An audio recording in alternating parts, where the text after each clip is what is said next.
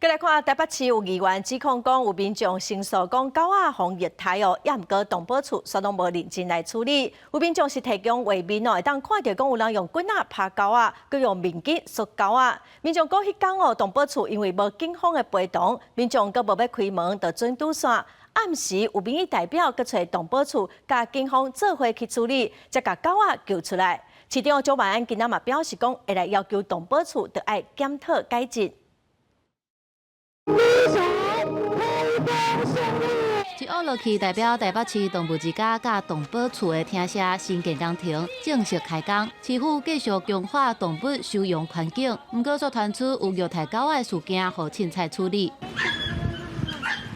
狗仔疑似互主人用棍仔拍，佮用筋仔吹狗仔红棍，民众翕影片铺上网，寻求协助。议员指控讲，动保处接到通报，救援队下晡虽然有到场，不过却因为无法度去5楼，无找警方处理就离开。一直到当天暗时，议员佮找动保处甲警方去，才顺利甲狗仔救出来，批评动保处上消极。明明可以第一时间救援这只小狗，但是却因为当时候没有会同警察，然后也因为门打不开，就直接走人。动保处应该要好好的来检讨这事情，我们会做一些检讨，比如说跟警方之间的一个协调机制，好，然后后续我们会对一些同仁在处理应变这种状况的教育训练。动保处8会救援队第一时间到场，因为5楼的门拍袂开，门附近的厝边也联络袂到主人。甲保安人确认过狗仔暂时会当自由活动，而且无继续疑似互虐待，所以才先离开。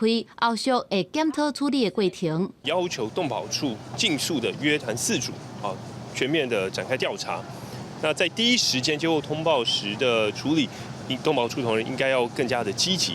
疑似互虐待的狗仔已经互收容，动保处3日会约谈主人来调查。也若动物之家改建案经费对5.8亿增加到14.500亿，引起质疑。蒋万安强调，物价起甲欠工是主因，上任了后就要求原地重建，而且马上规划。记者综合报道。